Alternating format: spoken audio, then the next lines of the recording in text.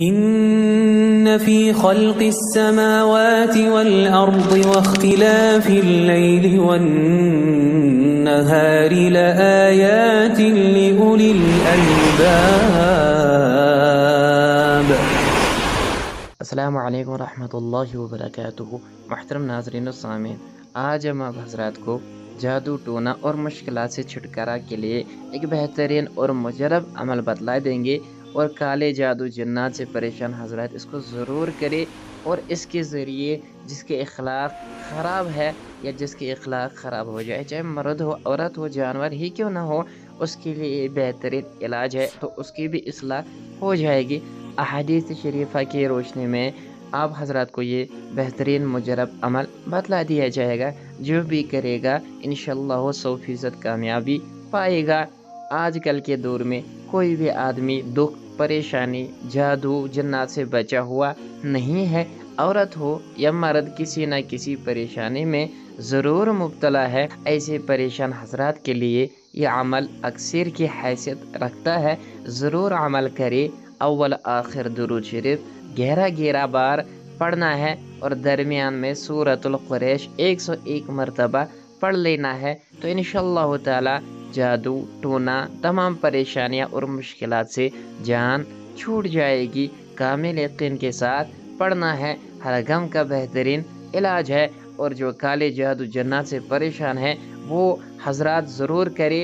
جو شخص کسی رنج و غم میں مبتلا ہو تو اس کے کان میں اذان دینے سے اس کا غم اور رنج دور ہو جاتا ہے۔ حضرت علی رضی اللہ تعالی عنہ نے ایک حدیث شریف بیان فرمائی ہے کہ ایک موقع پر رسول کریم صلی اللہ علیہ وسلم نے مجھے غمگین دیکھ کر فرمایا، اے ابی ابن طالب، میں تمہیں غمگین دیکھ رہا ہوں۔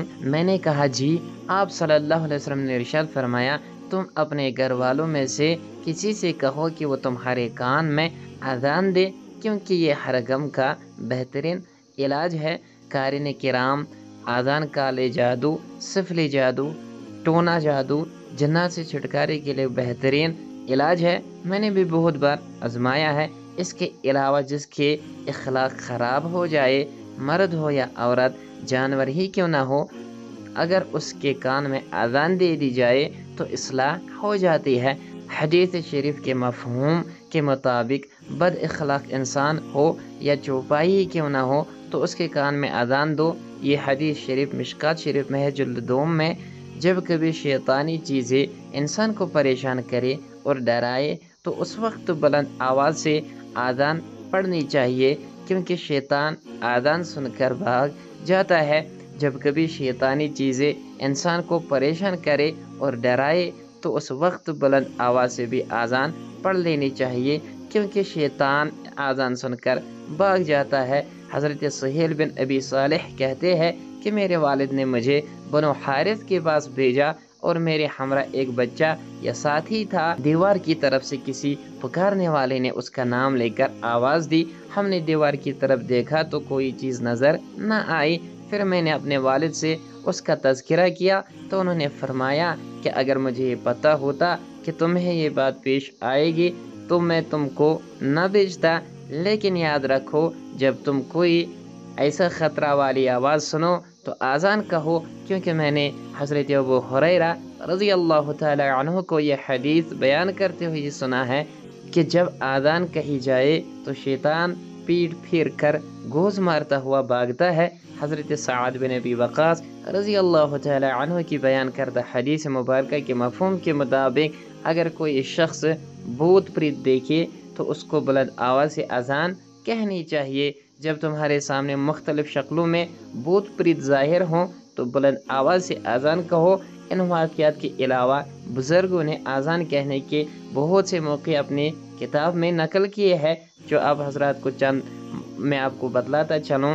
یعنی ان تمام موقعوں پر اذان کہو، وہ یہ ہے کہ آگ لگنے کے وقت بھی اذان کہنی چاہیے، کفار کے ساتھ جنگ کرتے وقت، غصہ کے وقت، جب مسافر راستہ بھول جائے تو اذان کہنی چاہیے، جب کسی مرد یا عورت کو مرگی کا دورہ پڑے تو اذان دینی چاہیے، بچے کے کان میں جب وہ پیدا یعنی ولادت کے وقت اذان دینی پڑتی ہے، جب کسی آدمی یا عورت یا جانور کی بد خلقی ظاہر ہو تو یہ اذان دینی چاہیے۔